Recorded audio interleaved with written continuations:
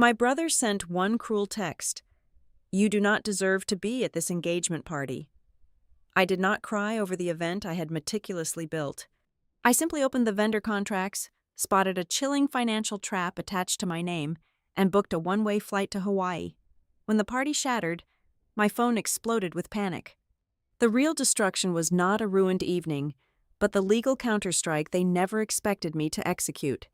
My name is Melody Bellingham. I am 31 years old, and my entire professional existence is predicated on my ability to control chaos. As a crisis strategy supervisor for Astor Row Advisory, a top-tier firm located in the heart of Atlanta, my daily routine involves mitigating disasters for high-net-worth clients and global brands. I am trained to look at a catastrophic failure, strip away all the panic and emotion, and execute a surgical, legally sound extraction. I have spent thousands of hours analyzing human deception in the corporate world. Yet, the one crisis I utterly failed to anticipate was the one meticulously constructed by my own flesh and blood.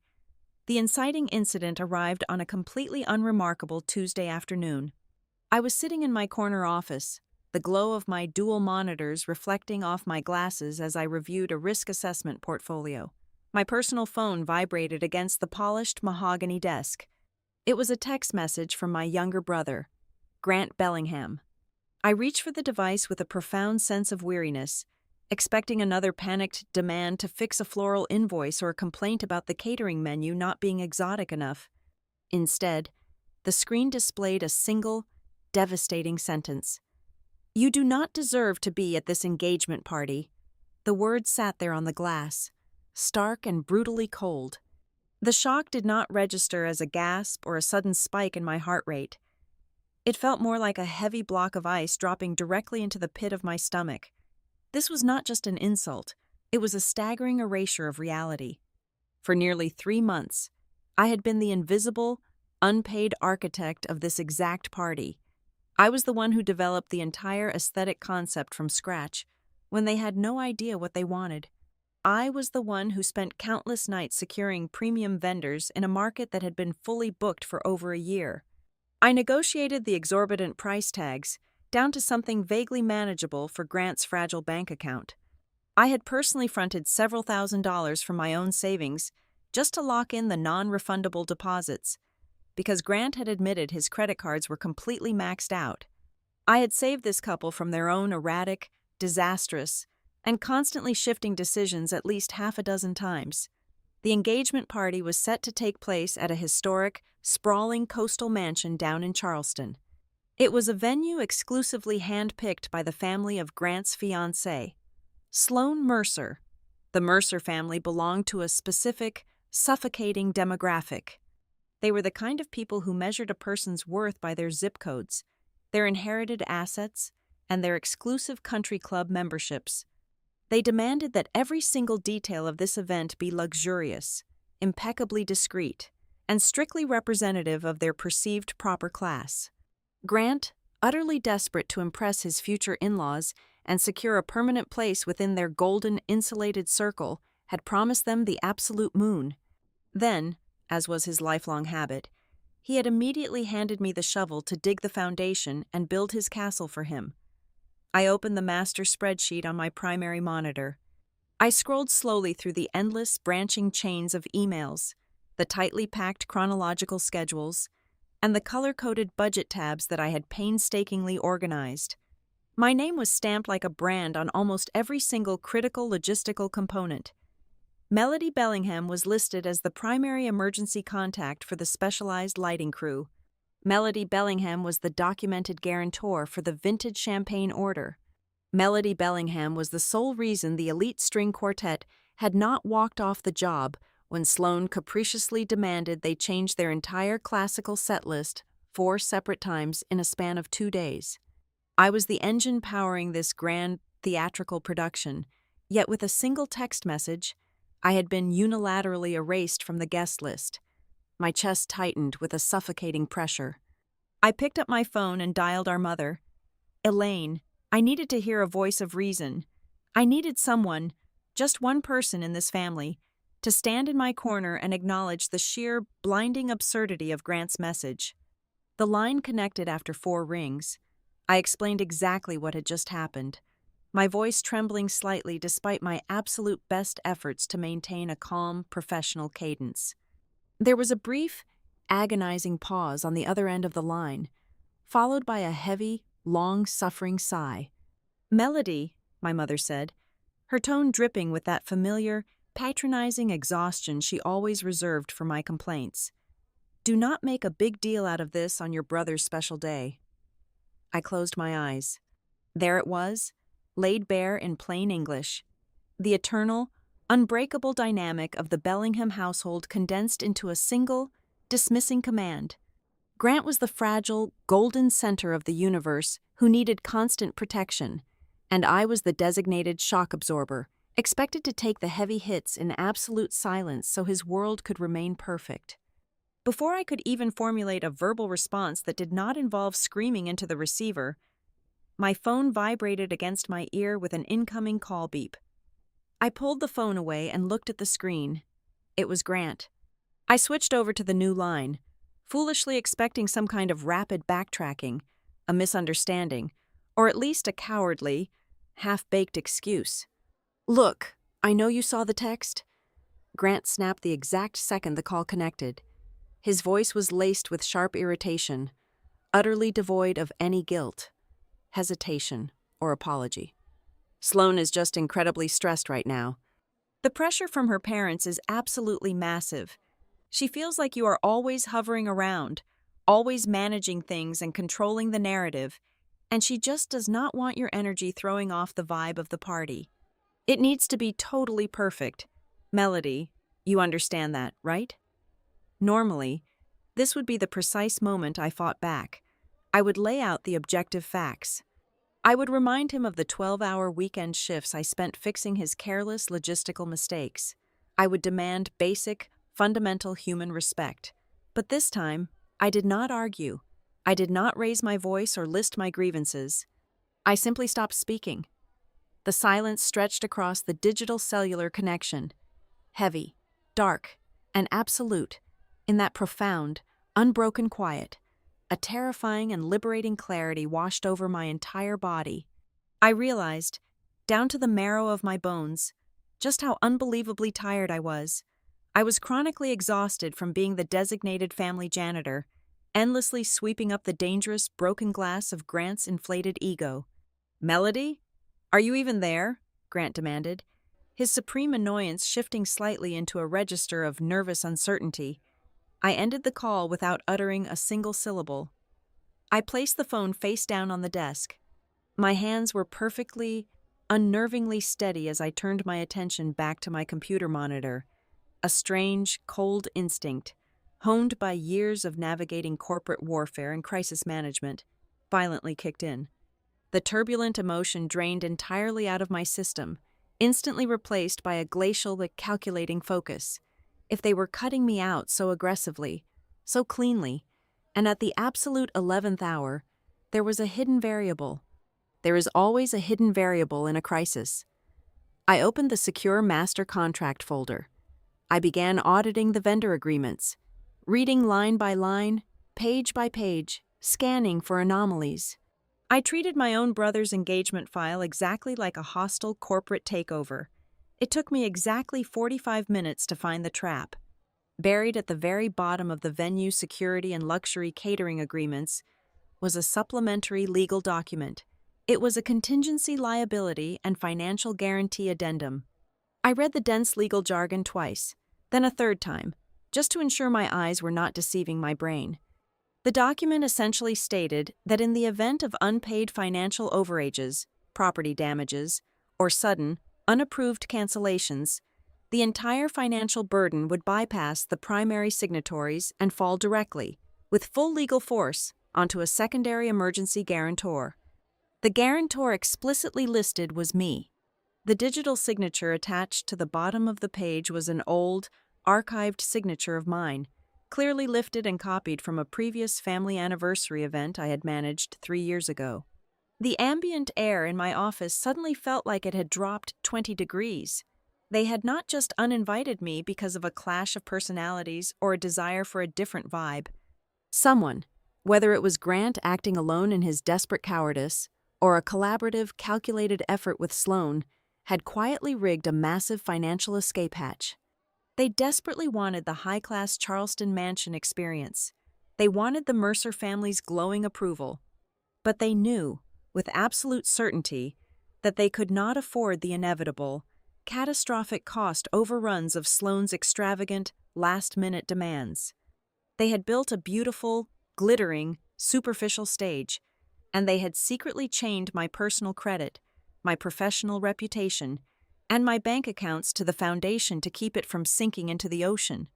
The betrayal was so absolute, so meticulously parasitic, that it completely bypassed sorrow and landed squarely in the realm of calculated warfare. I leaned back in my heavy leather chair. Outside my expansive window, the Atlanta skyline began to glow with the early evening lights. I did not shed a single tear. I did not throw my coffee cup against the wall. Instead, I opened a blank, encrypted document on my screen. I titled it with a single, highly confidential crisis code. The client in need of saving was myself. Right then and there, in the quiet of my office, I drafted a new, uncompromising list of operational directives.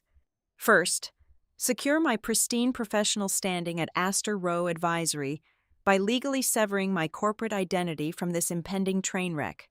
Second, freeze and dismantle every single legal, financial, and contractual tie that connected my name to that coastal mansion.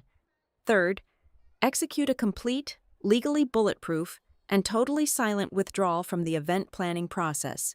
And finally, disappear completely. I was going to pull the critical structural pins out of their perfect, stolen, deceitful machine, and I was going to vanish into thin air before they even realized the engine was already on fire. I had spent my entire adult life cleaning up their messes. Now, it was time to let them drown in their own beautiful, expensive disaster.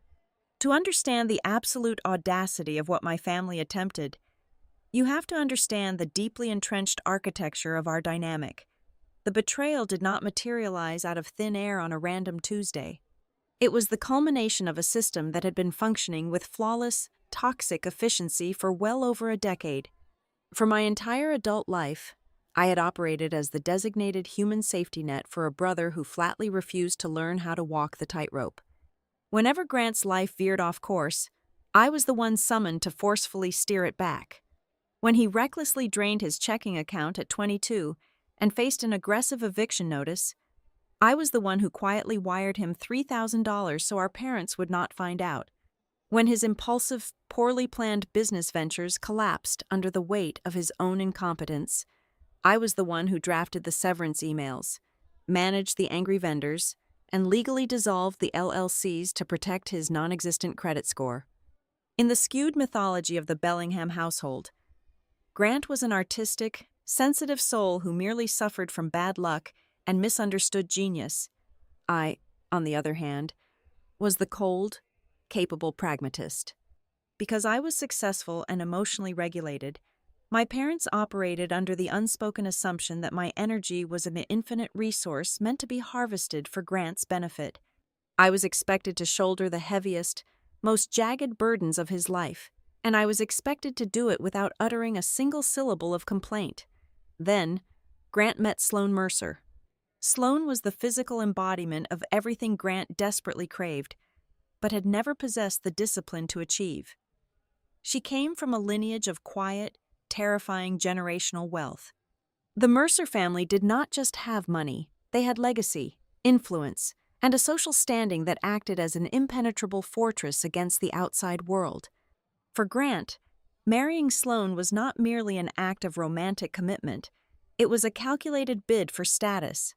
It was his golden ticket into a stratosphere of country clubs, private equity networks, and whispered conversations that moved millions of dollars over rounds of golf.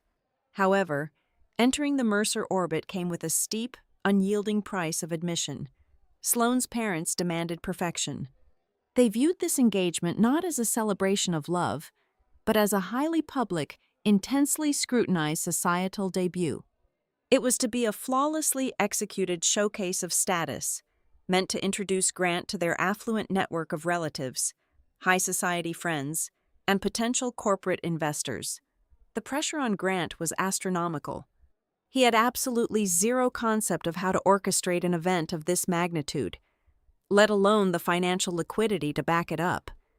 Terrified of being exposed as an imposter, he instinctively deployed his oldest survival strategy. He weaponized his incompetence and dumped the entire monstrous project into my lap. I was instantly transformed into a massive, unpaid, behind-the-scenes production agency. Grant handed me the chaotic, contradictory fragments of Sloane's vision, and I was forced to forge them into a coherent, executable reality. I designed the master concept. I built the minute-by-minute operational timelines. I leveraged my own professional contacts to secure premium caterers and elite florists, who normally required a waiting list of 2 years. On multiple occasions, when Grant's bank transfers mysteriously failed to clear, I quietly fronted the cash for the deposit holds, just to save him from the utter humiliation of a vendor calling the Mercer family to report a bounced check. Yet, a deeply disturbing pattern began to emerge as the event drew closer. The more critical I became to the structural integrity of the party, the more aggressively Sloane began to push me into the shadows. I was the engine powering the ship, but I was strictly forbidden from standing on the deck. When the time came for the exclusive, 6-course menu tasting at a Michelin-starred restaurant, Sloane sent a breezy, apologetic email stating they wanted to keep the vibe highly romantic and strictly for the couple. When she flew to New York for her custom dress fittings, an event typically shared with future sisters-in-law, she claimed my corporate aesthetic was simply too rigid to appreciate the delicate nuances of bridal couture. I was systematically excluded from the engagement photo shoots, the intimate family planning dinners, and the celebratory champagne toasts. I rationalized it at first. I told myself it was simply the neurotic, hyper-focused behavior of a bride obsessed with her own image. The emotional turning point, the moment the blinders were violently ripped from my eyes, occurred precisely 10 days before the scheduled event. It was a Thursday night. I was awake at 1 o'clock in the morning, sitting at my kitchen island with a cold cup of coffee, desperately negotiating via email with a luxury tent rental company. Sloane had impulsively decided that an unexpected coastal breeze might ruin her hair, demanding a fully transparent, climate-controlled pavilion be erected on the mansion's lawn at the last possible second. I was fighting a vendor crisis that threatened to bankrupt Grant entirely. While waiting for a revised quote to load, I mindlessly opened a social media application on my phone. The very first item on my feed was a fresh, brightly lit video story posted by our younger cousin, Paige. The caption read, "Intimate family-only night. So much love for the future Mr. and Mrs." The video panned slowly across a lavish, softly lit private dining room at a high-end steakhouse. There was Grant, wearing a bespoke suit, holding court and laughing loudly. There was Sloane, raising a crystal glass of wine. And there were my parents, beaming with absolute, unadulterated pride. I sat alone in the dark, staring at the glowing screen. The realization hit me with the blunt force of a physical blow. I was not a respected sibling. I was not even considered family in the context that mattered. I was a specialized, disposable tool. I was the backstage scaffolding, entirely necessary to hold up their glittering facade, but required to be dismantled and hidden away before the audience arrived so as not to ruin the aesthetic of the performance. But as I sat there, the hurt rapidly metabolized into a sharp, clinical awareness. My professional instincts, the very skills that made me a top-tier crisis strategist, took over. I began to analyze the situation not as a wounded sister, but as an investigator uncovering corporate fraud. The systematic exclusion was too deliberate, too calculated to merely be about Sloane's snobbery.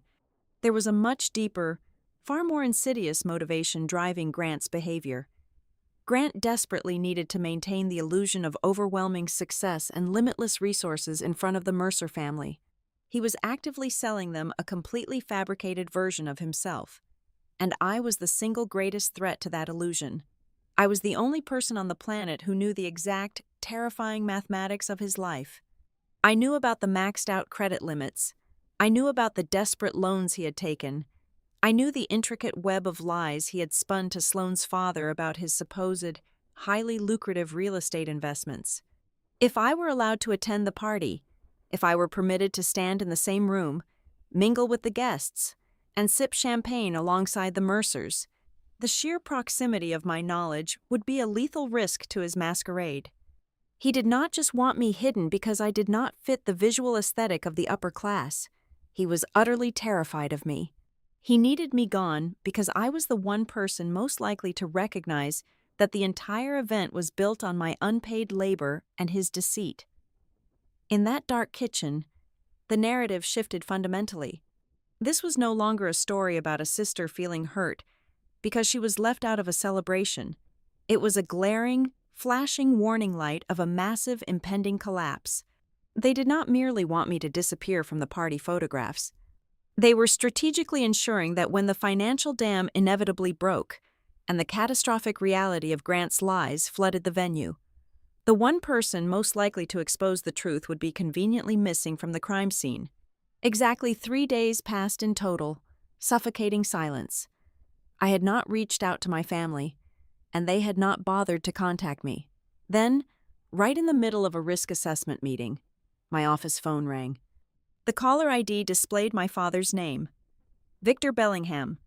I stepped out of the conference room, walked down the quiet carpeted hallway to my private office, and shut the heavy glass door before answering. "Hello, Dad," I said, keeping my voice perfectly flat and strictly professional. He did not ask how I was doing. He did not ask if I was still hurt by the fact that I had been formally banished from the very event I had spent a quarter of a year building from the ground up. Instead, he cleared his throat, entirely bypassing normal human pleasantries, and launched straight into a financial demand. "Melody, listen to me," Victor announced, his tone adopting the false, booming joviality of a man trying to rush through a highly uncomfortable transaction. "We are putting together a special honeymoon gift for your brother and Sloane. It is a surprise. We need you to wire $5,000 by tomorrow morning to secure the overwater villa in the Maldives. It is the absolute least you can do, considering you will not be buying them a physical gift for the engagement party." I stood frozen by my desk, staring blindly at the Atlanta skyline through my window. The sheer, unadulterated audacity of his demand momentarily robbed me of my breath. $5,000? I repeated, letting the weight of the number hang heavily in the dead air between us. "Do not make this difficult, Melody," Victor snapped, the fake joviality vanishing in an instant, replaced by a sharp, defensive edge. "And while we are on the subject of the final arrangements, I need to tell you something else. If there are any last-minute incidental charges or unexpected vendor overages this weekend, just leave your platinum card on file as a temporary guarantee. Do not cancel the authorizations. The family will settle it all up and pay you back in full after the engagement weekend is over. It is just standard procedure to keep things moving smoothly." My blood turned to absolute ice. Temporary guarantee. In my line of work, navigating high-stakes corporate crisis management, those two words were never used casually. They were the linguistic equivalent of a loaded weapon pointed directly at your chest. My father, a man who could barely figure out how to navigate a simple digital spreadsheet, had just used a highly specific legal liability term. He did not formulate that phrasing on his own. Someone had coached him to say it, testing the waters to see if I would comply. "I will have to check my account balances." "Dad," I replied smoothly, my voice betraying absolutely none of the massive, blaring alarm bells ringing inside my head. "I am stepping into a meeting. I will look at it tonight." I hung up the phone. The danger was no longer abstract, emotional, or confined to hurt feelings. It was concrete, it was strictly financial, and it was imminent. I immediately locked my office door, sat down at my workstation, and pulled up the master vendor matrix. I bypassed the standard logistical spreadsheets and the colorful seating charts. I went straight for the raw, underlying administrative accounts. I logged into the secure portal for the elite catering company. the property management firm handling the coastal mansion, and the boutique furniture rental agency. I began a rapid forensic teardown of every single addendum, every signed email attachment, and every modified contract attached to the event. It took me exactly 42 minutes to uncover the smoking gun. Buried deep in a subfolder of the property management portal, attached to a last-minute, exorbitant request for upgraded ambient lighting and an extended premium open bar, was a document titled Secondary Liability Confirmation. I opened the file. It was a legally binding, airtight agreement, stating that the undersigned assumed full, unconditional responsibility for any and all charges, damages, or cancellation fees not covered by the primary deposit. The digital signature stamped at the bottom of the page read, Melody Bellingham. I leaned closer to the monitor, my eyes narrowing as I scrutinized the specific pixelation and the digital certificate metadata around the signature block. It was an old digital stamp. Specifically, it was the exact digital signature I had used to secure a banquet hall for our parents' 35th wedding anniversary 3 years ago. I checked the document properties. The file had been generated, modified, and sent directly from Grant's personal email address, but he had routed it through an encrypted server to mask the origin. He had deliberately taken my old signature, stripped it from an archived family document, and pasted it onto a blank check for his extravagant engagement party. To confirm the absolute chain of custody, I picked up my phone and dialed Donovan Price, the senior venue manager for the mansion. I had to play this perfectly, without raising his suspicions. "Donovan, it is Melody," I said, infusing my voice with a brisk, slightly annoyed professional urgency. "I am doing a final compliance sweep on the vendor files. I am looking at the secondary liability confirmation submitted on Tuesday afternoon. Can you verify exactly how that was received on your end?" "Oh, hi, Melody," Donovan replied, the background noise of clinking glasses and shouting staff echoing loudly through the receiver. "Yes, I have the log right here." Grant handed me a hard copy in person, and then his email forwarded the digital version to our accounting department about 2 hours later. "It came through while you were stuck on that brutal 3-hour conference call fighting with the floral supplier. I assumed he was just handling the administrative overflow for you, since you were so busy." "Understood," I said calmly, my heart hammering a violent rhythm against my ribs. "Thank you, Donovan. Keep up the good work down there." I ended the call. The sheer, terrifying scale of the liability slammed into me like a physical force. If this party went over budget, which it absolutely would given Sloane's relentless demands, or if there was any property damage to that historic mansion, the vendors would not go after Grant. He had 0 verifiable assets and a terrible credit score. They would not go after the Mercer family, because the Mercers had carefully and intentionally avoided signing anything. They would come straight for me. They would aggressively garnish my wages, attack my personal savings, and obliterate the flawless financial standing I had spent a decade building. My family had not merely pushed me out of the spotlight for aesthetic reasons. They had tied me to the tracks right in front of a speeding freight train. Panic is a useless, destructive emotion. In my profession, the first rule of surviving a catastrophic failure is to instantly secure the perimeter. I did not storm out of my office. I did not call Grant and scream at him. Confrontation would only give them a chance to destroy the digital evidence, to spin a new narrative, or to accuse me of being hysterical and vindictive. Instead, I opened a new, highly encrypted folder on my personal, off-network hard drive. I began the meticulous, cold-blooded process of extraction. I downloaded the forged liability document. I saved the metadata, showing the exact time and date it was created on Grant's computer. I exported the entire email chain with Donovan Price. I took high-resolution screenshots of the vendor portal access logs, highlighting the exact IP addresses used to upload the fraudulent files. I captured every single text message, every forwarded receipt, and every timeline adjustment. I built an impenetrable fortress of hard data. Once the evidence was entirely locked down, I picked up my phone and called Nora Cade. Nora and I had been roommates in college. She was now a ruthless, highly sought-after contract attorney specializing in corporate fraud and liability disputes. Melody, Nora answered, her voice sharp and intensely focused. Tell me you are calling about a lucrative corporate retainer and not your brother's nightmare wedding. It is about my brother, I said, my voice finally dropping its professional facade, revealing the cold, hard steel underneath.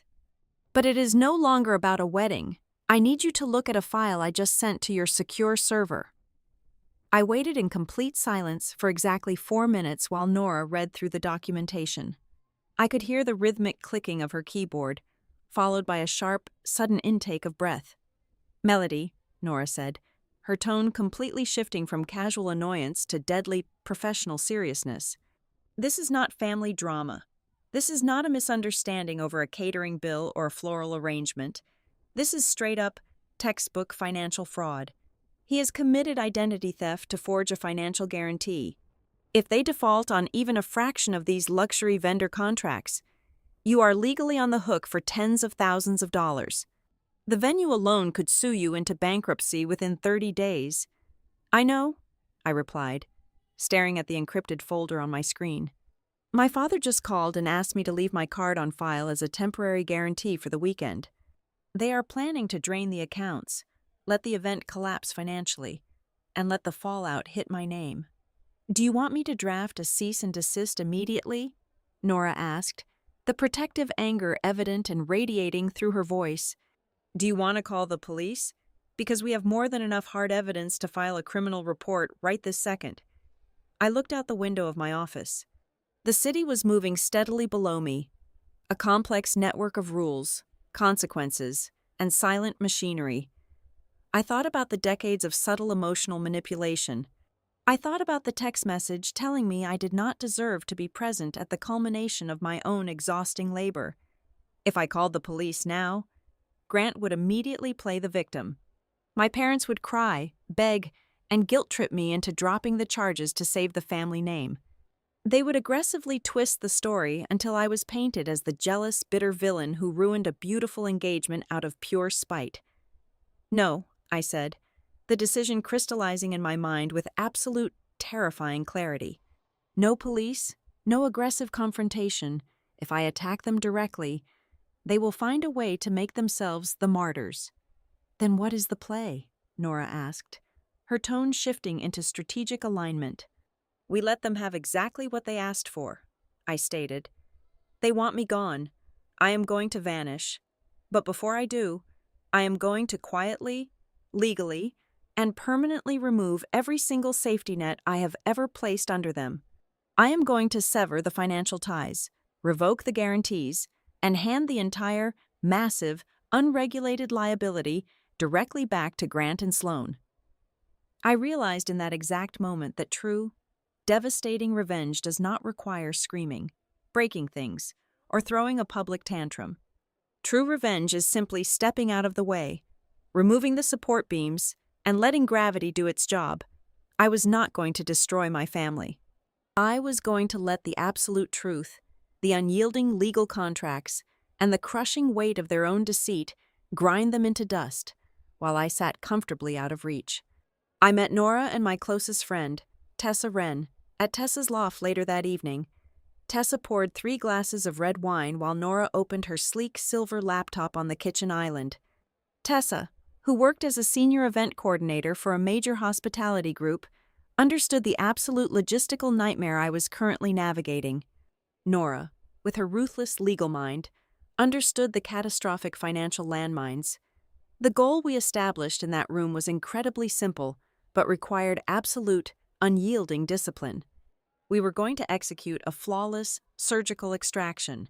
There would be no dramatic confrontations. There would be no angry social media posts. There would be absolutely no emotional outbursts that my family could weaponize against me. I was not going to give them a single shred of an excuse to paint me as the unstable, vindictive sister who ruined a beautiful celebration out of petty jealousy. I sat at Tessa's dining table, my fingers flying across my keyboard as I drafted the official transition communications. I composed a master email addressed to every single vendor, independent contractor, and venue manager on the roster. The tone I struck was aggressively professional, entirely devoid of any personal sentiment or familial warmth. I stated clearly that due to a sudden shift in the event structure, I was officially stepping down as the primary coordinator for the upcoming engagement celebration. I formally introduced Grant and Sloan as the sole, direct points of contact moving forward. I explicitly stated that from this exact moment onward, Grant and Sloan were the only individuals authorized to approve any structural changes, timeline adjustments, or financial overages. To ensure my hands were completely washed of any future accusations of negligence, I attached a massive, comprehensive handover package to the email.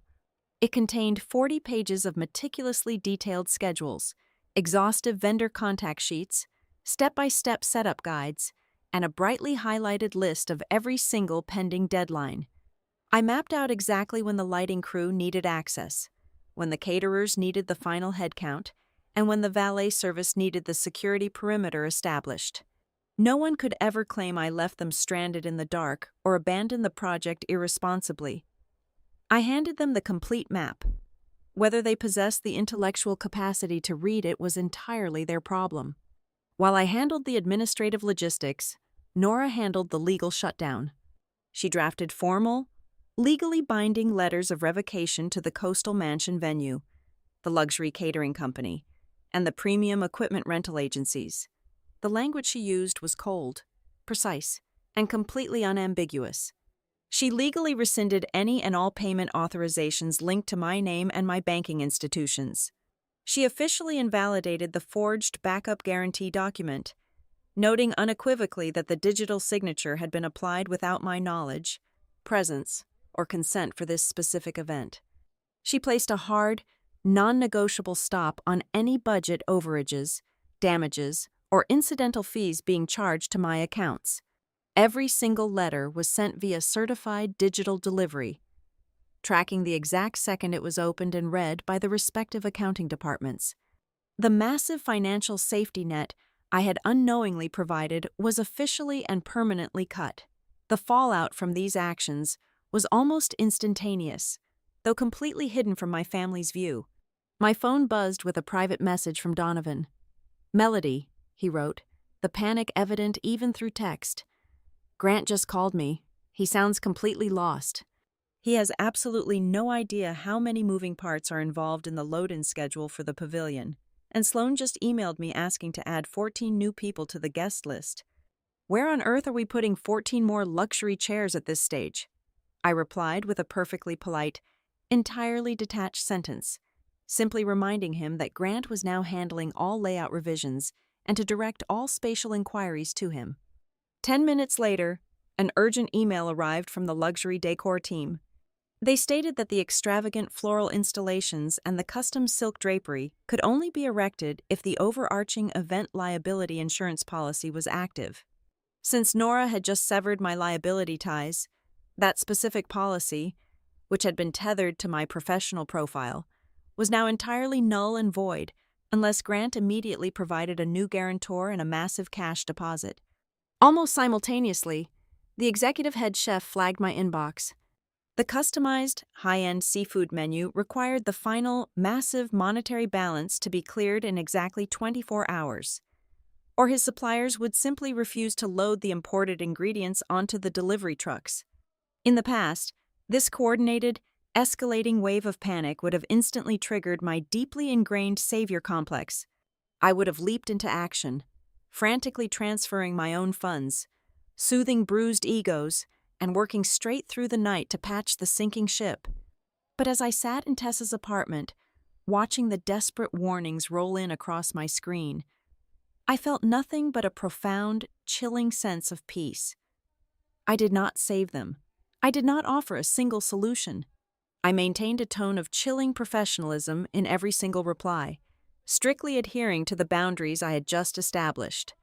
The more rigidly I followed the correct corporate protocol, the more legally impossible it became for the impending, spectacular collapse to be pinned on my shoulders. Later that night, I returned to my own quiet, dark apartment. My phone screen lit up with a barrage of notifications from the Central Family group chat. The family group chat was full of passive-aggressive annoyance, and none of them seemed to understand the storm already gathering above them. Grant sent a message, his tone dripping with passive-aggressive condescension. "Just saw the vendor emails," he wrote. "Wow, someone is being a little too sensitive about simply being asked to step back and let Sloane have her special moment. Talk about a massive overreaction." 3 minutes later, my mother chimed in, perfectly playing her lifelong role as the weary peacemaker who ultimately protected her son from any real accountability. "Melody," she texted, "please do not turn a simple personal matter into childish games. This is not about you. Grow up, stop holding a grudge, and let your brother be happy on his big day." I stood in the center of my living room, staring at the glowing words in the dark. They genuinely still thought this was just a tantrum. They truly believed I was merely pouting in the corner, waiting for them to casually coax me back into servitude once they realized how hard the work actually was. They had absolutely no idea that the solid ground beneath their feet had already vanished, and they were currently standing on thin air. I did not type a single word in response. I did not defend my actions, explain the legal peril they had placed me in, or demand an apology. I simply closed the messaging application, opened my internet browser, and navigated to a premium airline website. I selected a single, one-way ticket to Oahu, Hawaii. I deliberately chose a flight that boarded at exactly 9 o'clock in the morning on the exact day the engagement party was scheduled to take place. I typed in my credit card information and hit the final confirmation button. The booking reference appeared on my screen, a glowing digital declaration of absolute freedom. My complete and total silence was the final, devastating answer. I was officially done being the invisible, disposable foundation for the tragedies and triumphs of other people. The morning of the engagement party arrived with a crisp, clear sky over Atlanta. At exactly 8 o'clock in the morning, I was sitting at a quiet corner table near my departure gate at the international airport. I held a steaming cup of black coffee in my right hand.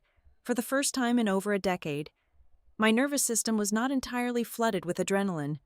There were no frantic vendor calls to intercept, no seating charts to miraculously rearrange at the last second, and no family egos to carefully massage. I felt an incredible, buoyant lightness in my chest. I was completely unburdened, 400 miles away. Down on the South Carolina coast, the universe decided to deliver the final crushing blow. A sudden, aggressive coastal squall swept in off the Atlantic Ocean. The weather forecast had predicted a 10% chance of light drizzle, but instead, Charleston was hit with torrential rain and fierce, howling winds. The sprawling, perfectly manicured outdoor lawn of the historic mansion, where the entire lavish celebration was supposed to take place, was instantly transformed into a muddy, unusable swamp. The entire production had to be immediately evacuated and shoved into the indoor ballroom. In my master handover file, there was a highly detailed, color-coded weather contingency protocol. I had mapped out exactly how to execute the indoor transition. It required a synchronized 2-hour lead time, specifically prioritizing the lighting grid installation and the temporary staging. However, the digital tracking software attached to my final email confirmed that Grant had never even clicked the download link.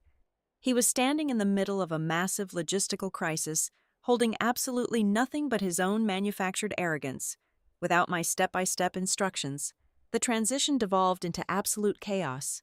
Donovan, the venue manager, asked Grant which crew should be granted access to the service elevators first.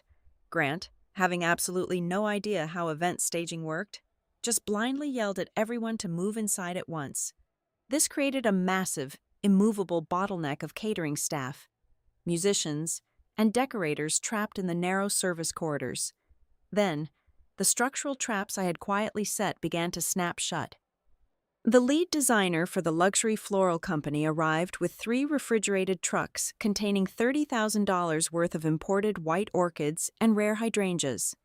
When he walked into the venue, he immediately demanded to see the updated liability insurance certificate.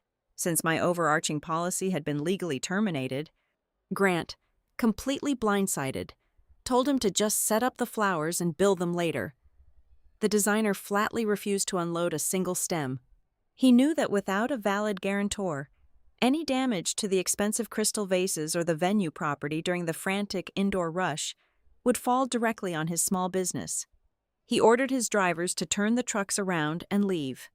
20 minutes later, the premium beverage distributor approached the head bartender. The lavish, top-tier open bar was supposed to feature vintage champagne and 50-year-old scotch, a specific demand from Sloane's father. But because Nora had legally revoked my temporary financial guarantee, the distributor's automated system had placed a hard stop on the account. The delivery supervisor informed Grant that unless he could instantly produce a certified bank check for $18,000, the alcohol would remain locked in the vault. Grant's credit cards were already entirely maxed out. He had no safety net. The bartenders were forced to serve whatever cheap, generic well liquor the venue had left over in their basement inventory. The cascading failures accelerated. The elite string quartet, who had been pushed around and screamed at during the chaotic indoor move, finally managed to set up their chairs an hour and a half behind schedule. They played their contracted 2-hour set, and the precise minute their time was up, they packed their instruments and walked out right in the middle of the main dinner service, leaving the vast ballroom in awkward, echoing silence. Sloane's carefully curated aesthetic was rapidly disintegrating. The designated photography backdrop, a massive installation meant to impress the high society guests, had been haphazardly shoved into a dim, poorly ventilated side hallway because Grant failed to secure the primary ballroom corner.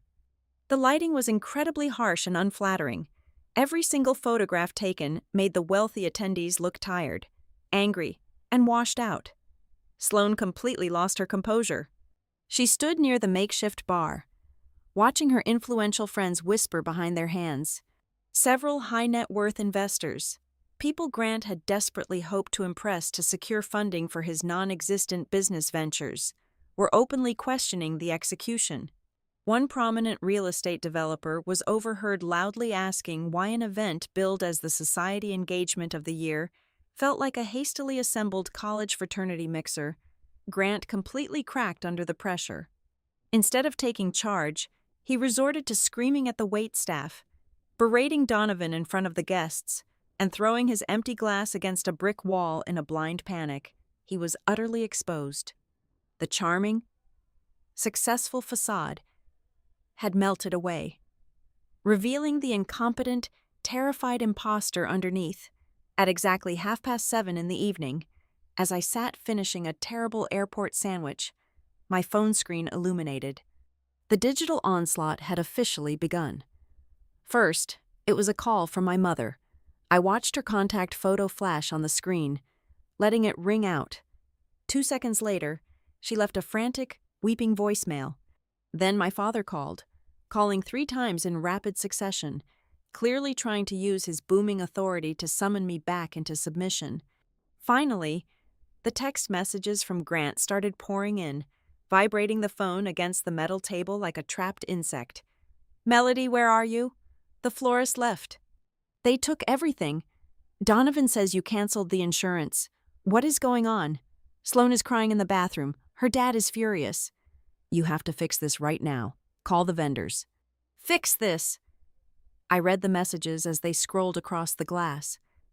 I did not feel a single ounce of guilt, nor did I feel the frantic, toxic urge to swoop in and rescue them.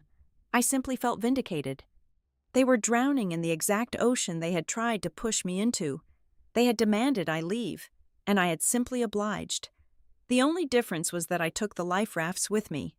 The public address system above my head chimed with a soft, melodic tone.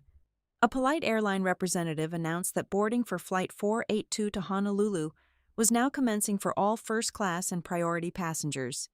I looked down at my phone one last time. Grant had just sent another message in all capital letters, begging me to wire money to the venue.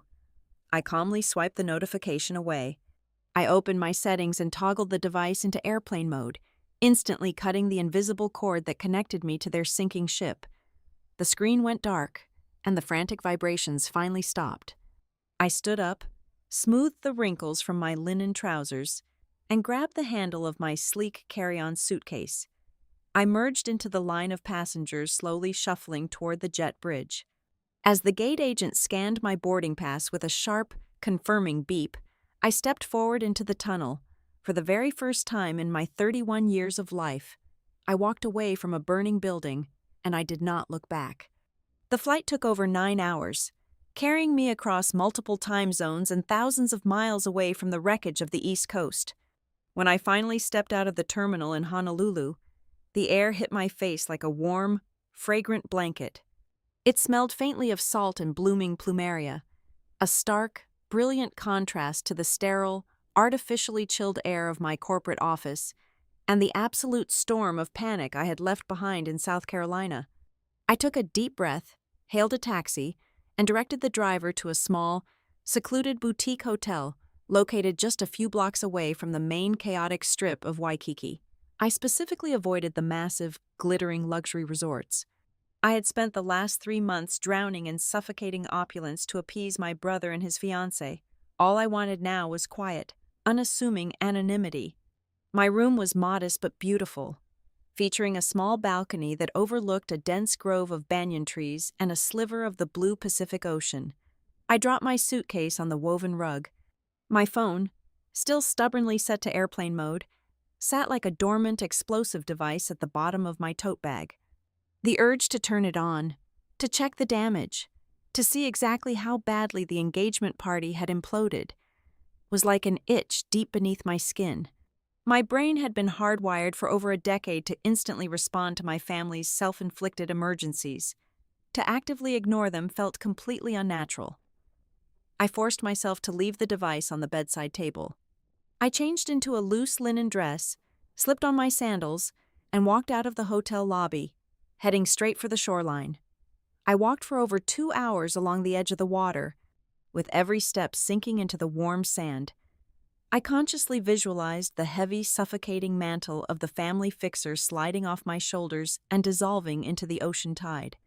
I was trying to separate my own identity from the relentless role of the person who had to process everyone else's failures.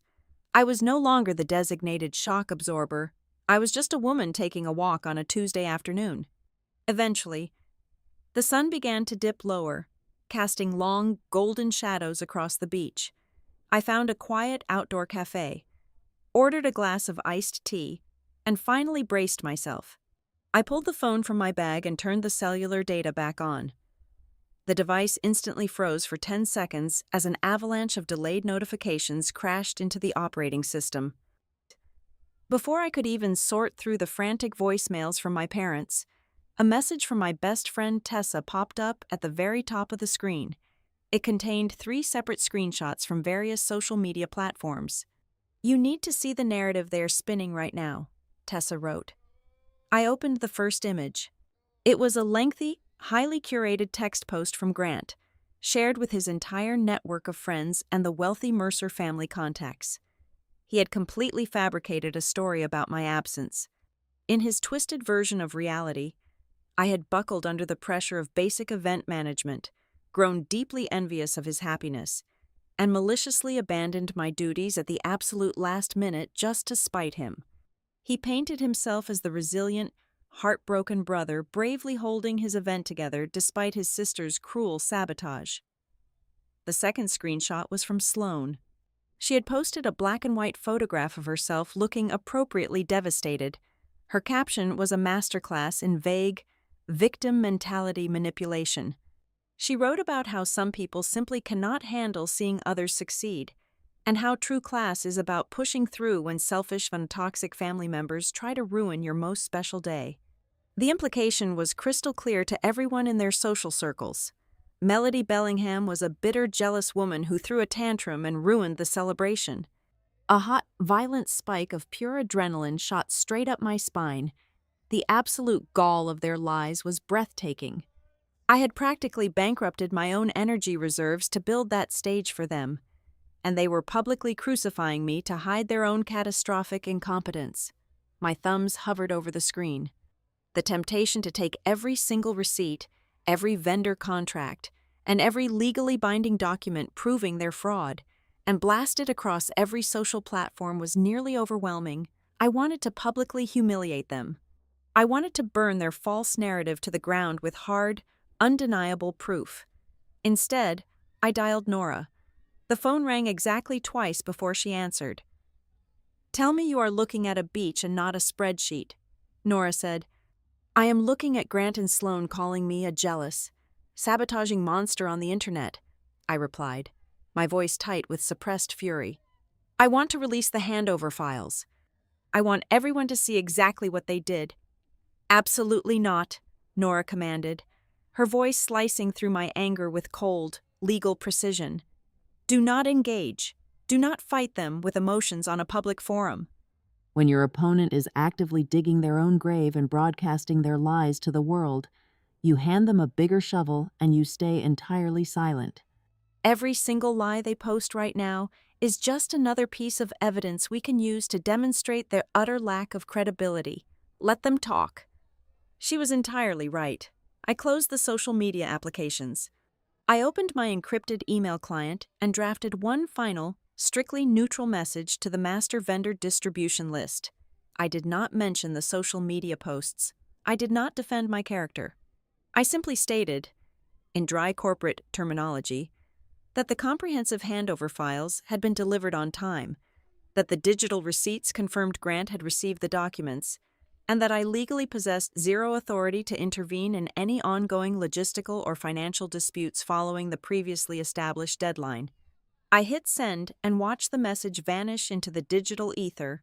Within 20 minutes, I received 3 separate, private replies from the lead caterer, the venue manager, and the senior florist.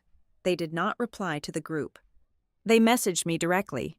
They told me to enjoy my vacation. They stated that they knew exactly who had been holding the entire fragile production together, and who had turned it into a hollow, agonizing circus. The people doing the actual work saw through the wealthy, superficial facade completely. They knew my family was a disaster, and they quietly stood by my side. I let out a long, shuddering breath. The validation from the professionals was all I actually needed. I leaned back in my wooden chair, taking a sip of the cold iced tea. The Pacific Ocean stretched out in front of me, vast, rhythmic, and incredibly calming. The worst was over. The party had collapsed. The lies were spun, and I was safely out of the blast radius. I had successfully escaped, and I could finally begin to rest. Then, my phone screen flashed with a completely different kind of notification. It was not a text message. It was not an email. It was a glaring, bright red push alert from my secure corporate expense management application, tied directly to the high-limit credit cards I used for major crisis mitigation projects. I stared at the screen, my heart suddenly slamming against my ribs, completely shattering the peaceful Hawaiian illusion. The alert indicated that a massive, high-priority transaction was currently being attempted. Someone was trying to aggressively push a charge through my heavily guarded accounts. But the truly chilling detail was not the notification itself. It was the specific, archived billing profile they were trying to use to bypass the security blocks. It was the exact emergency backup profile my family had secretly attached to the venue contracts. I sat perfectly still, the warm ocean breeze rustling the palm fronds above my head. The relaxed vacation atmosphere instantly evaporated, replaced by a cold, razor-sharp clarity. They were not just content with publicly ruining my reputation to save face. In the chaotic aftermath of their ruined party, someone in my family was actively, right in this very second, trying to steal from me to cover their disastrous tracks. I stared at the blinking red light on the screen for a long, quiet moment, finally realizing that the true, devastating explosion of this story had not even started yet. The glowing screen of my phone felt heavy in my palm. The corporate expense application, which I used for securely managing high-stakes crisis mitigation funds at Astor Row Advisory, displayed a massive, blocked transaction attempt. The glaring red numbers spelled out exactly $12,800. The merchant identification code belonged to a luxury yacht charter company operating out of the Charleston harbor. Attached to that same unauthorized charge was a secondary international routing request for a 50% deposit on a secluded overwater villa in the Maldives. I stared intently at the digital timestamp. The transaction had been initiated at exactly 8 o'clock in the evening, Eastern Standard Time. That specific hour was not a random coincidence. That was the exact hour the unexpected coastal storm had forced the entire engagement party indoors. That was the exact hour the floral designer had refused to unload the orchids, the exact hour the premium alcohol had been locked away, and the exact hour Grant's meticulously constructed facade had publicly shattered. In the middle of absolute, terrifying chaos, when the walls of his lie were collapsing around him, my brother had not been trying to manage the crisis or comfort his furious fiancée. He had been hunched over a device, frantically trying to bury a massive, final luxury expense under my corporate identity before the entire ship sank completely. It was his last, desperate escape hatch, designed to secure his extravagant afterparty and his honeymoon while leaving me holding the explosive financial bag. I immediately forwarded the secure transaction alert directly to Nora. We connected on an encrypted audio call seconds later. Nora went straight to work, utilizing her firm's investigative resources to pull the digital access logs from the master file registry she had sequestered earlier that week. Within 30 minutes, the true, sickening scope of the fraud expanded exponentially. Nora's voice was stripped of any casual warmth, replaced entirely by a sharp, lethal professional precision. Melody. This was not a one-time panic move made under pressure. I just finished tracing the digital certificate embedded in your forged signature. Grant did not merely attach it to the primary venue liability waiver. He actively cloned it. He stamped your name and your legacy financial credentials on the yacht charter, the secondary catering agreement for the late-night service, and the luxury transport company. This is a systematic, highly premeditated distribution of massive financial risk. I listened to her type rapidly on her mechanical keyboard. The rhythmic clicking sound was the only noise in my quiet Hawaiian hotel room. Then came the detail that completely and permanently severed any remaining illusion of family loyalty I still harbored. While Nora was indexing the vast amount of vendor correspondence to build our defensive wall, she stumbled upon an internal email thread. A junior administrative assistant at the boutique furniture rental agency had accidentally forwarded a messy, unedited chain of internal replies back to our side during the final handover process. Hidden deep within that thread, buried under weeks of logistical updates, was an email sent directly from my father, Victor. He had replied to Grant exactly 3 weeks ago regarding the rapidly ballooning budget of Sloane's demands. I read the words Nora forwarded to my screen, perfectly preserved in unalterable digital ink. If the vendors push for a bigger guarantee deposit, just use Melody's file. Victor had written, "Do whatever it takes to get it signed. She will throw a massive fit when she finds out, but she will cool down eventually. We absolutely cannot afford to look cheap or unstable in front of Cal Mercer." My chest tightened, but not from sorrow. The sensation was entirely devoid of grief. It was pure, unadulterated clarity. This was the true, agonizing core of the betrayal. My parents were not passive bystanders who had been unfortunately manipulated by their reckless, golden child. My father knew exactly what was happening. My mother, by the sheer nature of her constant, hovering pacification, almost certainly knew the mechanics of it as well. They had actively, collectively agreed to use my financial stability, my pristine credit score, and my hard-earned professional reputation as a disposable safety net. To them, my life was merely a communal resource, perfectly acceptable to be sacrificed and entirely consumed for the sake of Grant's social ascension. I did not shed a tear. The sheer magnitude of the conspiracy burned away any residual emotional attachment, leaving only a cold, hyper-focused resolve. I viewed the people who raised me not as family, but as a hostile entity attempting a hostile takeover of my livelihood.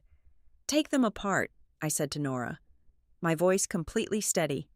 "I am giving you explicit, total authorization to strike, issue formal legal preservation notices to every single vendor, contractor, and venue manager on that list. Demand that they legally retain all transaction logs, all access IP addresses, every single edited file, and every piece of written communication, Freeze any remaining access points attached to my name. Build the legal wall so high they cannot even see the top. Consider it done, Nora replied, matching my absolute lack of hesitation. They are about to run into a legal wall they cannot break through because several of these high-end vendors operated within the same elite corporate circles as my employer, Astor Row Advisory. I knew I had to preemptively control the professional narrative. In the world of crisis strategy, whoever defines the narrative first usually wins the war. I immediately drafted a highly confidential, legally vetted memorandum to my firm's internal compliance and risk management department. I detailed the unauthorized use of my corporate identity, provided the initial concrete evidence of the forged documents, and formally, explicitly distanced myself from the escalating disaster currently unfolding in Charleston. I ensured that if anyone from the Mercer family or the vendor network attempted to spin this story into an allegation of my own professional negligence, Astor Row would already have the heavily armored, undeniable truth locked safely in their legal vaults. As Nora's legal hold notices began to land like mortar shells in vendor inboxes across South Carolina, the immediate, violent backlash hit my phone. I had left my cellular service on to monitor the fallout, and the incoming calls from Grant were relentless. I let every single one drop to voicemail. I sat out on my balcony in the humid Hawaiian night and listened to the sequential unraveling of his psyche. His first voicemail was a frantic, breathless plea. He begged me to just lift the financial freeze for 24 hours, promising he would pay me back every single dime, claiming his entire life was about to be ruined. The second message arrived exactly 30 minutes later. His tone had violently shifted into screaming, unhinged rage. He accused me of intentionally trying to send him to federal prison, calling me a vindictive monster who was actively destroying the family. By the third message, he was openly weeping. He blamed Sloan for forcing him into these impossible financial corners with her insane aesthetic demands. And then he simultaneously blamed me for not being a supportive, loyal sister when he needed me the most. He was a cornered, terrified animal. He was desperately spinning in circles, trying to find a warm body to throw into the fire so he could walk away unburned, exactly as he had done his entire life. Late that night, I walked down the quiet, moonlit path to the beach. The tide was low, the dark water gently lapping against the cool sand. I sat down and looked out at the endless, completely black horizon. The narrative I had believed and operated under for my entire life was completely dead. I was no longer the unappreciated, insulted sister who had been unfairly excluded from a fancy party. I was the sole survivor of a meticulously coordinated financial ambush, disguised entirely under the heavy, guilt-laden word of family. They had tried to drain my resources to fuel their grand illusion, and for the very first time in 31 years, I had not only seen the trap, I had entirely dismantled the machinery before it could crush me. I breathed in the deep, salty Pacific air, my mind clearer and sharper than it had ever been in my entire existence. Back on the mainland, the carefully constructed facade of upper-class perfection was not just peeling, it was violently disintegrating. The disaster at the coastal mansion extended far beyond wilted centerpieces and a missing string quartet. The true humiliation was rooted in the rigid, unforgiving rules of high society. Sloane's father, Cal Mercer, was a man who did not tolerate public embarrassment. He was a veteran of corporate boardrooms, possessing a predatory instinct for smelling financial desperation. In the chaotic days following the ruined engagement party, Cal initiated his own quiet, ruthless investigation. He did not care about the catering logistics or the indoor weather contingency plans. He cared about the fact that 3 of his oldest friends, men who managed multi-million-dollar hedge funds, had approached him with deeply uncomfortable questions regarding his future son-in-law. It turned out that Grant had not merely intended to use the lavish engagement party to celebrate his romance. He had orchestrated the entire evening as a desperate, clumsy soft launch for a fabricated commercial real estate venture. Guests slowly began to realize that they had not been invited to witness a union of love. They had been trapped as a captive audience in a highly orchestrated, incredibly tacky stealth fundraising stage. Grant had spent the evening cornering wealthy venture capitalists near the makeshift bar, aggressively pitching a development project that existed only in his head, hoping the sheer opulence of the surroundings would trick them into opening their checkbooks. To the Mercer family's social circle, financial failure was a pity, but being openly hustled over cheap well liquor at a family event was an unforgivable insult. The final nail in the coffin of their public image arrived via an internal leak. During the height of the storm-induced panic at the venue, a junior lighting assistant had been testing a roaming camera rig in the back service hallway. He accidentally captured a raw, unfiltered argument between Grant and Sloan. The video, which rapidly circulated through private group chats across Charleston, was devastating. In the grainy footage, Sloan was backed against a service door, her expensive designer gown stained with rainwater, completely losing her aristocratic composure. "You told me she was going to handle everything," Sloan screamed, her voice echoing shrilly off the concrete walls. "You looked me in the eye and promised your sister was going to pay the deposits and manage the crew. That is the only reason I agreed to upgrade the guest list and book the premium design package. You lied to me." "We look like absolute fools. Keep your voice down," Grant hissed back, looking frantically over his shoulder, his face pale and slick with sweat. "I can fix it. Just give me 10 minutes. Once that video permeated the social ecosystem, the entire narrative violently shifted on its axis. The whispered gossip circulating through the country clubs was no longer focused on why Melody Bellingham had maliciously abandoned her brother. The new, burning question was entirely different. People began asking why an event billed as the high society wedding precursor of the decade was entirely dependent on the invisible labor and financial credit of a woman they had deliberately banned from attending. The illusion of Grant's independent wealth and Sloane's flawless taste evaporated instantly. They were exposed as absolute frauds, two people playing a dangerous game of dress-up on a stage built entirely by someone else. Simultaneously, a second, equally destructive wave of retribution was spreading through the professional event industry. My best friend Tessa did not write a single sensational post on social media. She did not need to. In the tight-knit, highly communicative circles of luxury hospitality in Atlanta and Charleston, reputations were made and destroyed in private emails and hushed conversations between vendors. The venue managers, the caterers, and the decorators began quietly sharing a highly detailed, unofficial timeline of the disaster. They circulated the pristine, legally flawless handover documents I had submitted before my departure. They compared my meticulous spreadsheets against the chaotic, completely unhinged demands Grant and Sloan had tried to force through at the final hour. The consensus among the working professionals was absolute. I was exonerated completely.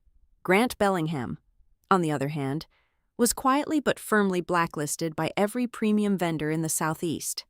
No reputable company would ever sign a contract with him again without demanding a 100% cash deposit up front. His name became synonymous with liability. Ironically, the very mechanism my family had designed to humiliate me and ruin my credibility became the catalyst for a massive professional elevation. In the elite tiers of corporate crisis management, maintaining absolute composure under extreme, unfair pressure is the ultimate currency. Several high-net-worth clients connected to Astor Row Advisory caught wind of how I had surgically extracted myself from a highly volatile, legally dangerous situation without ever breaking protocol or losing my professional temper. They did not see a woman running away from a family dispute. They saw a ruthless, highly intelligent strategist who refused to be compromised. My corporate inbox began to fill with discreet inquiries from potential clients. They specifically requested my services because they wanted a crisis manager who could navigate absolute disasters while maintaining an impenetrable shield of class and legal security. I was no longer just a supervisor. I was rapidly becoming a highly sought-after commodity in the corporate strategy sector. While the ashes of my brother's social life rained down on the East Coast, I was sitting on a sun-drenched lanai in Oahu, reviewing a highly unexpected email. It was an invitation for a formal, exploratory meeting from the executive board of a rapidly expanding ultra-luxury boutique hotel group headquartered in the Pacific. They had read an industry case study I authored 2 years prior, and through the grapevine of the hospitality network, they had heard about my recent masterclass in risk mitigation. They were actively searching for a new head of brand experience and crisis management for their upcoming expansion into the Southeast United States. The compensation package they were casually proposing was staggering. It included a base salary nearly double my current earnings, full executive autonomy, and a generous relocation stipend if I chose to transition entirely to their corporate umbrella. I sat back in my woven lounge chair, listening to the rhythmic crashing of the Hawaiian waves. I looked down at my phone, which I had briefly unblocked to check for urgent work communications. A text message from Grant immediately pushed its way through the filter.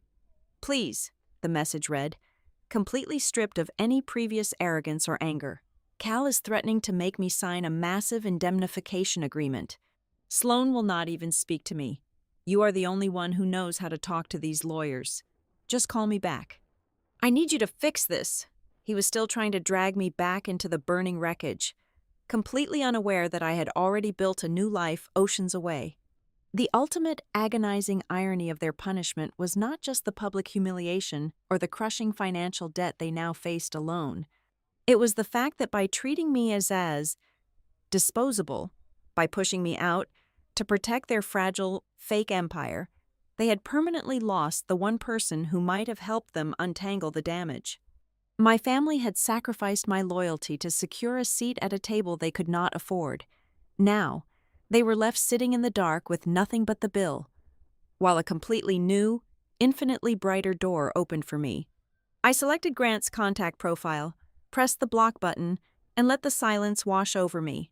I returned to Atlanta late on a Thursday afternoon, trading the gentle Pacific breeze for the heavy, humid air of the city. My apartment was exactly as I had left it, perfectly silent and orderly. The only new addition was a thick stack of mail resting on my kitchen island, collected by my building concierge. Resting at the very top of the pile was a stiff, oversized envelope marked with the stark red stamp of certified legal mail. I sliced the envelope open with a silver letter opener. Inside was a formal notice from a corporate collections agency representing the overarching vendor consortium from Charleston. The document was a suspended demand for payment. It detailed a staggering sum of $42,800. The attached itemized list included the abandoned floral arrangements, the breached catering contracts, and the emergency venue penalties. At the bottom of the page, highlighted in bold ink, was a formal acknowledgement of the legal freeze Nora had initiated. The letter explicitly stated that because my legal counsel had successfully contested the digital signature within the required 24-hour window, the collection attempt against my personal assets was permanently halted. I stared at the black ink on the white paper. This was not a theoretical threat or an abstract family argument. This was a live explosive device. If I had simply stayed in my office that day, weeping over a cruel text message and trying to play the noble, suffering sister, this massive financial anvil would have dropped directly onto my credit score, my savings, and my entire professional future. They had actually pulled the trigger. An hour later, my phone vibrated against the marble countertop. The caller identification displayed my mother's name. For the first time since the disaster began, I answered. "Melody, sweetheart," Elaine said. A sudden, involuntary chill ran down my spine. Her voice was incredibly soft, delicate, and entirely devoid of her usual exhausted annoyance. It was a tone she had not used with me since I was a small child. It was the calculated, sickeningly sweet cadence of a hostage negotiator trying to coax someone off a ledge. "We need to sit down. Just the four of us," my mother continued, her voice trembling with manufactured fragility. "We need to have a family dinner. We need to talk about this as a family. Face to face. Please, Melody. We are falling apart." Before my trip to Hawaii, that tone might have broken my resolve. It might have triggered my deeply ingrained instinct to rush in and heal their wounds. Now, it merely made my skin crawl. I will meet you, I replied, my voice perfectly flat. Tomorrow night at 7 o'clock, the private dining room at the Oakwood Grill, but I am not coming alone. I did not give her the opportunity to argue. I ended the call. Following Nora's strict legal advice, I spent the next 24 hours preparing for a corporate war. I printed every single email, every timeline, every vendor warning, and the exact digital tracking logs proving Grant had forged my signature. I placed the documents into a heavy black leather binder. When I walked into the private dining room the following evening, Nora was walking right beside me, carrying her own identical binder. My family was already seated at the mahogany table. The physical toll of the past week was glaringly obvious. Grant looked as though he had aged 10 years. His skin was ashen, his eyes bloodshot, and his expensive bespoke suit hung loosely on his frame. My father, Victor, stared down at his empty water glass, entirely stripped of his usual booming authority. Elaine clutched a linen napkin in her hands, her knuckles completely white. I took my seat across from them. Nora sat to my right, silent and utterly intimidating. No one touched the menus. Grant leaned forward, his hands shaking slightly against the polished wood. He did not look me in the eye. He did not offer a single syllable of apology for telling me I was unworthy of attending the event I had built. He did not express an ounce of remorse for publicly slandering my name on the internet. Melody, you have to help me, Grant pleaded, his voice cracking with pure, desperate panic. Cal Mercer is pulling all his business connections. Sloane has moved back into her parents' house and refuses to return my calls. Cal's lawyers are threatening to sue me for fraud. You just need to call them. You need to tell Cal that the backup guarantee file was just a technical misunderstanding. Tell them the software glitched and attached your name by accident. You know the corporate jargon. They will believe you. I looked at my brother, feeling an overwhelming wave of absolute disgust. He was standing in the smoldering wreckage of his own life, drenched in the fallout, and his only instinct was to shove his coat into my hands and expect me to stand out in the cold so he could feel warm. There was no technical glitch. Grant, I said slowly, enunciating every single word so it echoed in the quiet room. You manually lifted an archived signature and attached it to a blank financial check. That is a felony. Victor finally raised his head. His face was a mask of defeated, ugly desperation. We had to do it, Melody. You do not understand the pressure we were under. Explain it to me, Dad, I commanded, my voice dropping to a dangerous, icy whisper. Explain why my name was on the hook for an engagement party I was banned from attending. Victor swallowed hard. Grant needed to impress Cal Mercer and his investor friends. He had a massive commercial real estate pitch lined up for the reception, but the wedding budget spiraled entirely out of control. Grant had absolutely no liquidity. So, your mother and I went to the bank. We took out a second mortgage on our house. We pulled a home equity line of credit for $75,000 just to keep the vendors quiet during the planning phase. The sheer stupidity of the confession hung in the air. But $75,000 was not enough, Victor continued, his voice breaking. Sloane kept adding things: the custom pavilion, the imported orchids, the vintage champagne. We completely ran out of cash 3 weeks before the event. We knew if we missed a single payment, the Mercers would find out Grant was broke. We just needed to get through the night.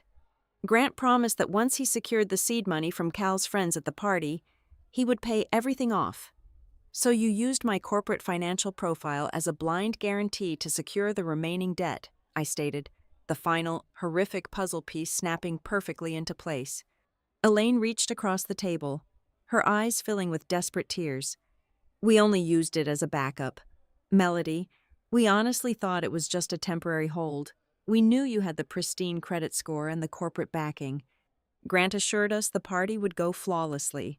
The investors would sign, and we would quietly remove your name before any bills were actually processed. We never wanted you to get hurt.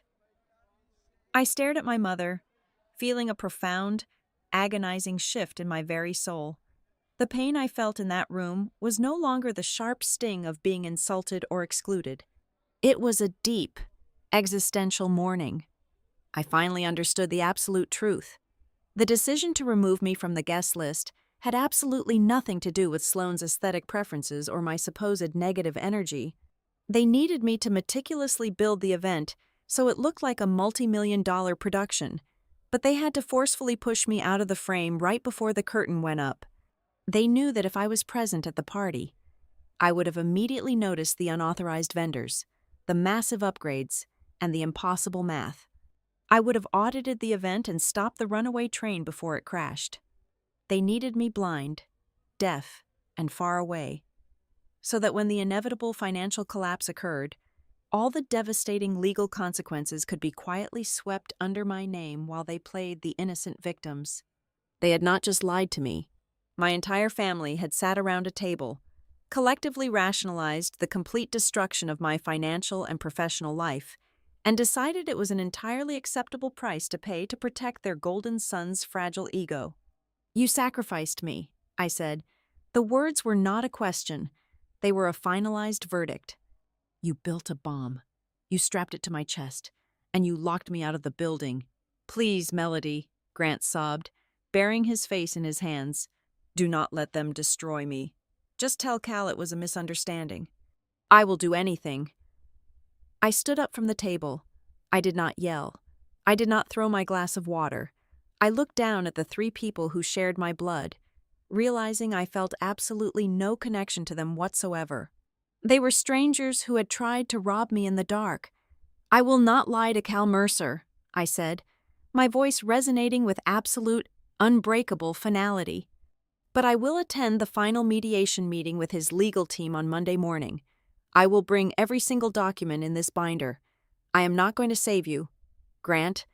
I am going to turn all the lights on so that no one in this family can ever rewrite this story again." The final confrontation took place on Monday morning at exactly 9 o'clock.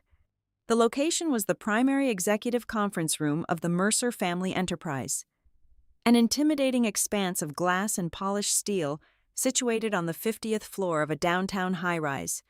I arrived 10 minutes early. Grant was already pacing nervously in the reception area, his eyes darting frantically toward the elevator banks. He clearly thought he had engineered a brief window of time to intercept me, a final opportunity to corner me alone and beg me to retract my evidence before the formidable Cal Mercer walked into the room. He rushed forward the second the elevator doors parted. He stopped dead in his tracks when Nora stepped out directly beside me, carrying a matching black leather briefcase. "Melody, please," Grant hissed, his voice trembling as he blocked the hallway. "You do not need a lawyer for this. We can just tell Cal we resolved the accounting error internally." "Step aside, Grant," Nora commanded, her voice cutting through the air with absolute authority. "We are not here to negotiate with you." We bypassed him entirely and entered the conference room. Cal Mercer was already seated at the head of the massive mahogany table, flanked by two of his own corporate attorneys. His face was carved from stone, his expression radiating a cold, furious impatience. Sloane sat to his right, wearing large, dark sunglasses and looking utterly miserable. My parents, Victor and Elaine, sat huddled together at the far end of the table, looking incredibly small and terrified in the opulent corporate setting. Grant practically scrambled into the room behind us, sinking into an empty leather chair like a man awaiting a severe sentencing. I did not sit down immediately. I unclasped my heavy binder, pulled out a thick stack of meticulously organized documents, and dropped them directly onto the center of the table. The heavy thud echoed loudly against the glass walls. "Let us be absolutely clear about why we are here," I began, my voice steady, projecting to the corners of the large room. "I am not here to salvage an engagement, and I am certainly not here to protect my brother's fabricated reputation. I am here to officially and legally clear my name from the catastrophic financial fraud committed during this event." I opened the first tab. "Exhibit A," I stated, sliding a printed screenshot across the polished wood toward Cal Mercer. "This is a text message sent to me by Grant on the Tuesday before the party, explicitly stating I did not deserve to attend the event I had spent 3 months coordinating. He banned me from the premises." I turned to the next page. Exhibit B. This is the comprehensive digital handover package I delivered to every single vendor and venue manager 30 minutes after receiving that text. It contains the exact timelines, the required payment schedules, and the specific weather contingency protocols. Every single file has a read receipt. To completely solidify the truth, Nora placed a sleek black speakerphone on the table and tapped a button. Donovan Price, the venue manager, was on the line, along with the executive coordinator for the catering team. "Mr. Mercer," Donovan's voice crackled slightly through the speaker. "I can confirm under oath that Melody Bellingham provided flawless logistical blueprints. The indoor transition failed exclusively because Grant Bellingham ignored the contingency files and refused to authorize the union lighting crew.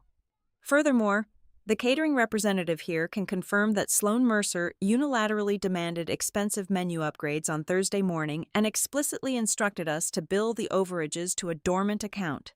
Sloan shrank down in her chair, her face flushing a deep, humiliated crimson beneath her sunglasses.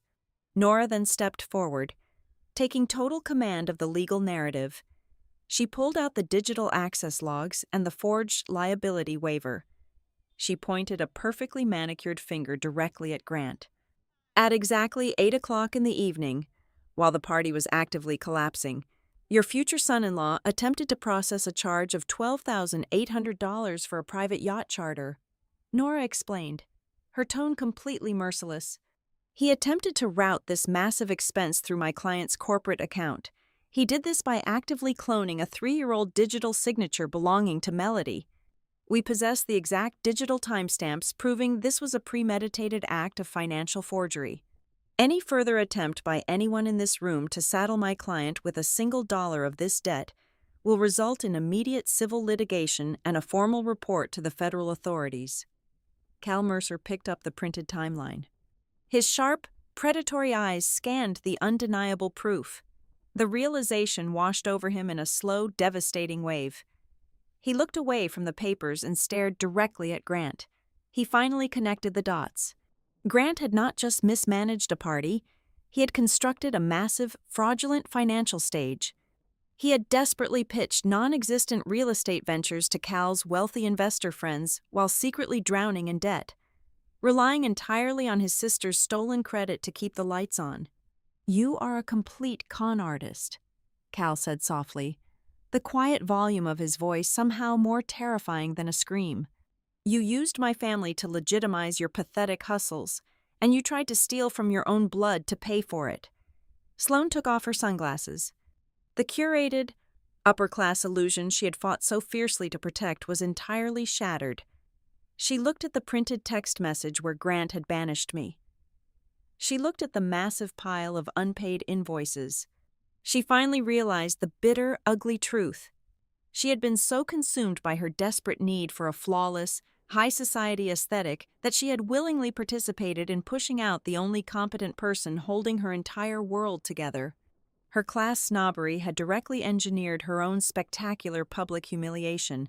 Without saying a single word, Sloan reached for her left hand. She slid the heavy, expensive diamond engagement ring off her finger. She placed it gently onto the mahogany table, pushed her chair back, and walked straight out of the conference room. She did not look back at Grant, even once. The engagement was officially, permanently over. Victor and Elaine watched the ring slide across the polished wood. The absolute destruction of their golden child's future was finally complete. My mother stood up, her face streaked with tears, her hands trembling violently. "Melody, please," Elaine sobbed, reaching a hand out toward me across the long table. "Do not do this. Do not destroy this family over money." "We can find a way to fix this together." I looked at my parents, feeling a profound, untouchable calm radiating through my chest. The heavy, suffocating chain of obligation that had bound me to them for my entire life was completely severed. "I did not destroy this family," I replied, my voice echoing with quiet, unyielding power. "This family destroyed itself the exact moment you decided my name. My career and my future were just convenient tools for you to exploit. You did not see me as a daughter to be protected. You saw me as an insurance policy. I am simply canceling the policy. I closed my binder. The loud, sharp snap of the metal rings locking together sounded like a judge's gavel dropping in an empty courtroom. Grant was left sitting entirely alone at the massive table. He had lost his wealthy fiancée, he had alienated all his potential investors, and he was staring down a mountain of crushing, undeniable debt. For the very first time in his pampered, protected existence, there was absolutely no one left to sweep up the broken glass. Nora and I turned our backs on the room and walked out through the heavy glass doors. We stepped into the elevator, and as the steel doors glided shut, separating me from my past forever, I kept my head held high. I did not celebrate with a loud, dramatic vengeance. True victory was the profound, unbroken peace that followed. I formally accepted the head of brand experience and crisis management role with the boutique hotel group the very next morning. A few short months later, I found myself sitting on that exact same Hawaiian beach. I was not there to escape chaos anymore. I was there to embrace a brilliant, entirely new life. I sat in a comfortable woven chair, watching the sun dip below the Pacific horizon, and smiled as I looked down at my phone. It sat on the table, completely and beautifully silent. Thank you so much for listening to my story today. I would love to know where you are tuning in from, so please leave a comment below so we can connect and share our thoughts. If you enjoyed this journey, please subscribe to the Helena Revenge Stories channel, like this video, and show your support by hitting the hype button so this story can be heard by even more people.